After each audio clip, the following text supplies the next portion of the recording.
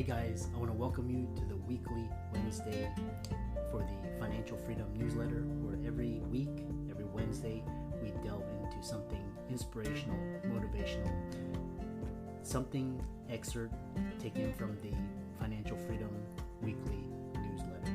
Wherever you are, if you're listening on Spotify, on iTunes, Google, be sure to click the like, subscribe, share, comment. And without ado, let's get into the show. Hey guys, welcome to this week's podcast episode for the Financial Freedom Podcast. I'm your host, Dr. Christopher Liu. And as you know, I've always been in search of freedom, quality of life. And I first thought it was all about financial freedom, but there's also time, location, and health freedom involved in it. And so in that light, I've been always fascinated with entrepreneurs, people on the cutting edge, making an impact, the Steve Jobs of the world. And so today I'm happy to interview Miriam Gunn, and she's going to talk to us all about how to stand out in a crowded room, business or life, quality of life, and I'm really excited about this conversation. So Miriam, welcome. Thank you so much, Chris. It's really a pleasure to be here.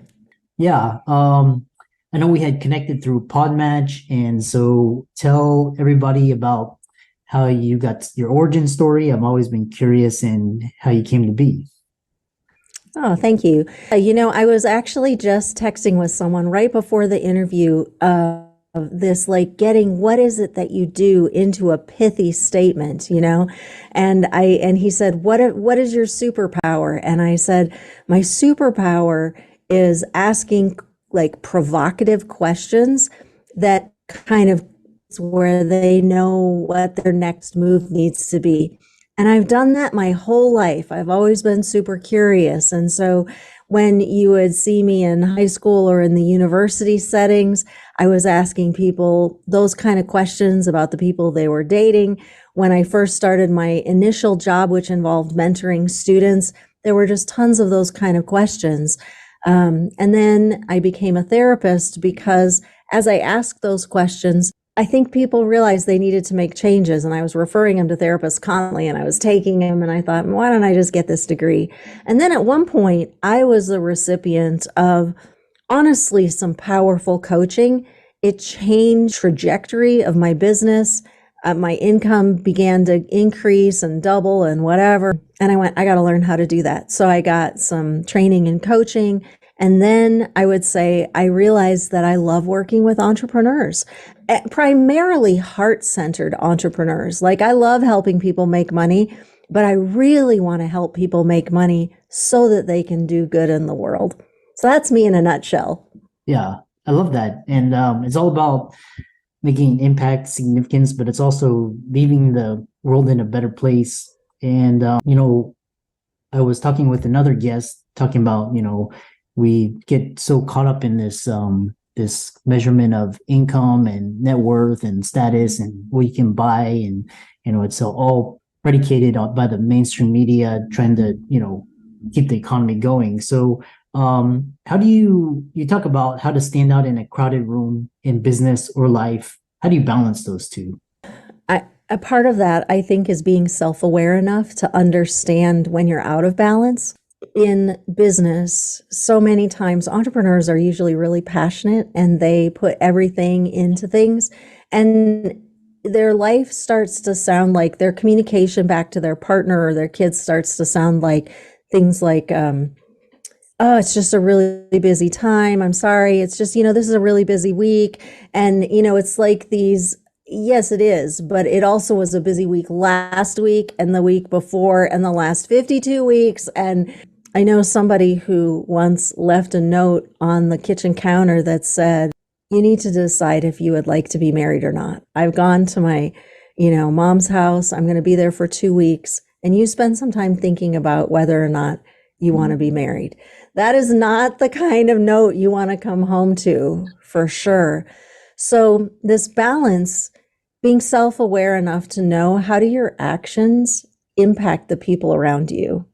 That would be, I would say, the first part. Yeah, I love that. And it's interesting, like especially as we have built careers, businesses, we have family, spouses, relationships. It's amazing.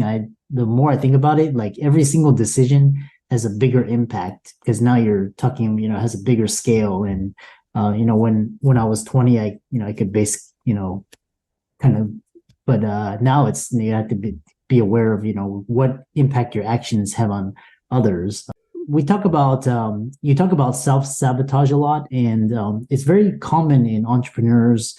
And what is contributes to self-sabotage, people's lack of success? I really think that some of this, now, of course, I have a therapy background, so of course I'm going to go back to childhood and the family of origin, but a lot of times it's ideas that people have, ideas that limit them, ideas that, maybe they know the right thing to do, but they don't do it. Usually, if you talk with an entrepreneur, they're not, and you wonder why. What's getting in the way? Often it's themselves. It's these ideas of, well, when I was, for example, one entrepreneur that I work with, he was raised in a family where it was all about work and it was never about play. And he has all these issues in his relationship because all he does is work.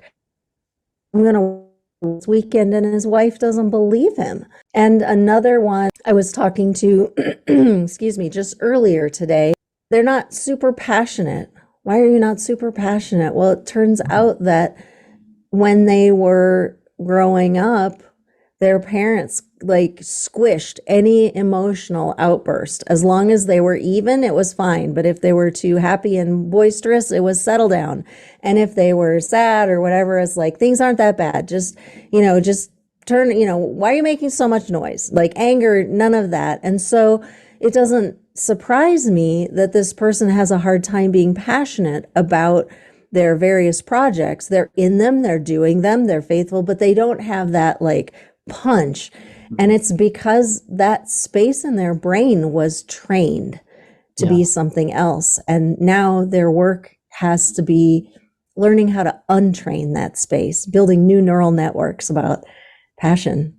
Oh, that's interesting because you talk about the amygdala a little bit later, but we talk about basically untraining what you've been trained. And then when people get stuck in life, business, their families, what are some ideas to help them get unstuck? Yeah, well, I mean, if you have, I'm just going to do a shameless plug for coaching. I think a good question stirs that space and you have an insight that changes you. Sometimes, I have seen people have changes with hypnotherapy. They get into a space where they can access the unconscious and shift that space. A therapeutic technique called EMDR allows you to really create more communication between the amygdala and the prefrontal cortex. I think that's a way.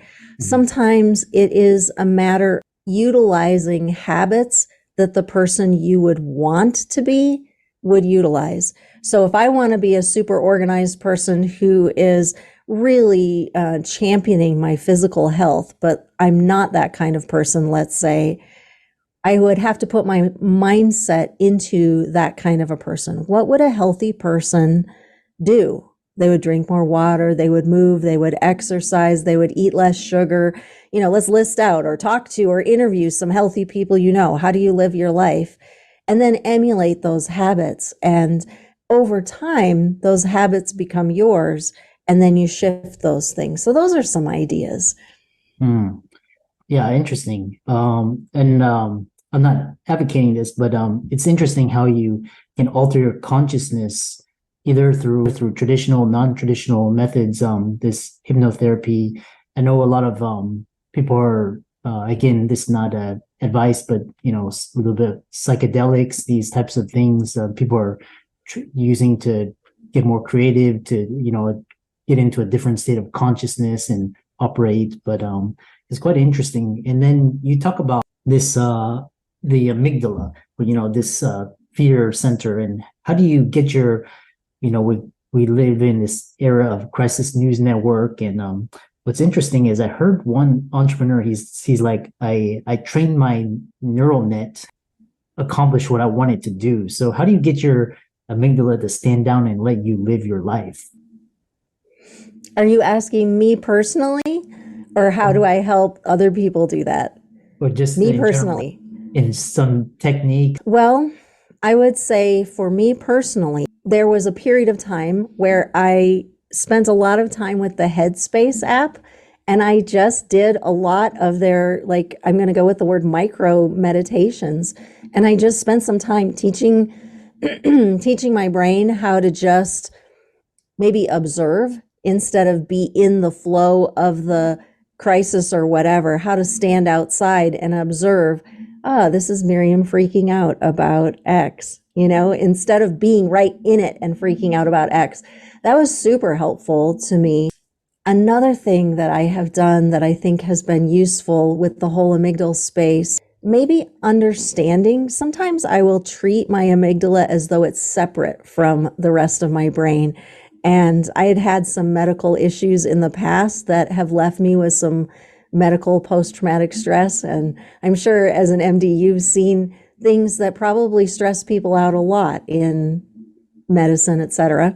Mm-hmm. So the other day I had to go do a medical test that probably was no big deal, but it was reminiscent of that other time in my life.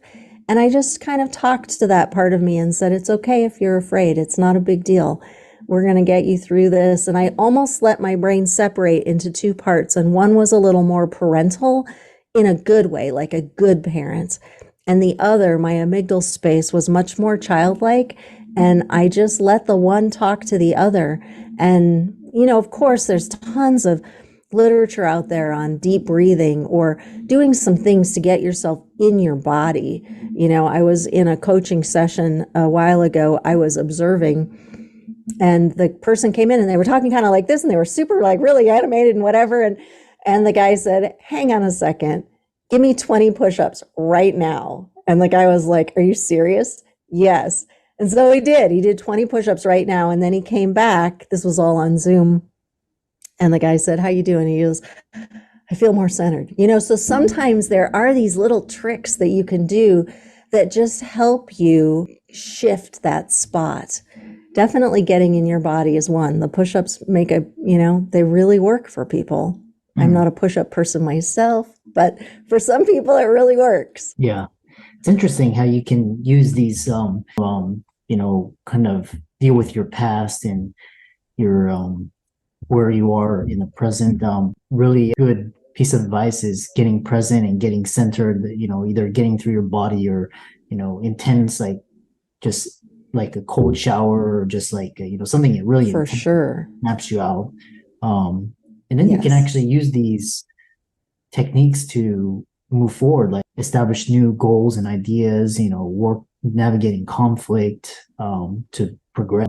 Speak to a little bit about how you can use these to move forward and as opposed to, maintaining the present and dealing with the past. Yeah, I think that one thing that has been remarkably helpful for most people is understanding that not every thought you have is you.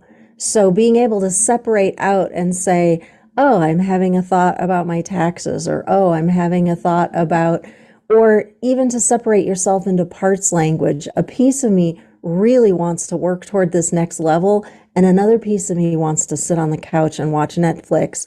When you pull yourself out of this is me, I am X, I am a slob, or I am a go-getter, or I am whatever, when you can kind of separate it out and say this thought is like this, it allows you more choices. And so, trying to move into the next phase of whatever your next level is, getting clarity about where do I want to go, finding other people who do similar things that I can almost like either model after, or sometimes if they're your friends, you can draft off of them, almost like a bike and a Peloton, Those are some ways that you can sort of set your trajectory for someplace different than you are. It's an interesting game, this forward movement into your next level. And if you treat it more like a game and know that you're going to lose some rounds and you're going to win some rounds, loosens that death grip that you can have that's like, oh my gosh, I'm failing if I don't accomplish X, that the negative self-talk that happens in your head. I find that when people can kind of game it and they compare the you of today to the you of yesterday, instead of me comparing myself to you, I can compare myself to the me of yesterday. And have I moved forward in those goals? Am I further today than I was yesterday? And the answer is yes. Well, then I'm succeeding. Maybe I'm not succeeding at the rate I want. Okay, now how do we address that? But do you see the perspective difference in that space? Yeah. Yeah, I like that. Yeah, because it's interesting because for example, traveling or because I fly a lot and this whole travel day can induce a lot of stress, like delays and canceling, all this. And so I just kind of it's interesting if you make it a game, like how can you do this? Or you take a little bit of perspective, it's like people freak out, oh, I'm an hour delayed, but if I actually step back and just kind of get some perspective, it's been really helpful. That makes sense. Whenever I fly, I focus on that moment when you take off, because I remember in high school, the only thing I remember about flight and whatever, the Bernoulli principle of the air going over and under the wings that creates the lift. And I think it's a miracle. It's a miracle that I live in this day and age where I can, instead of like if it was, 200 years ago, I couldn't cross this country without taking a year of my life. And people didn't do it. They just moved away and that was it. And I can get in a plane. And so then it gives me more patience with the delays, because even if I'm delayed 6 hours, I'm still getting there 1,000 times faster than I would have 200 years ago. And how come I got privileged to live in this day and age versus back then, Yeah, it's interesting. Would how very interesting how I know because this whole mindfulness mindset is a lot of people are interested. How can people follow you on social media, contact you, reach out to you? Love it. So my company's name is Leve Better, like I want you to leave better. And so at Leve Better on Instagram, Miriam is my email address, levebetter.com is my website. Just reach out to me. And for all the listeners out there, let's thank Miriam for dropping a lot of alpha and experience and knowledge. Be sure to reach out to her on LinkedIn and Instagram, and all of her resources mentioned will be in the links in the show notes. So thanks so much, and thanks for coming onto the podcast. Thank you, Chris. This was really fun.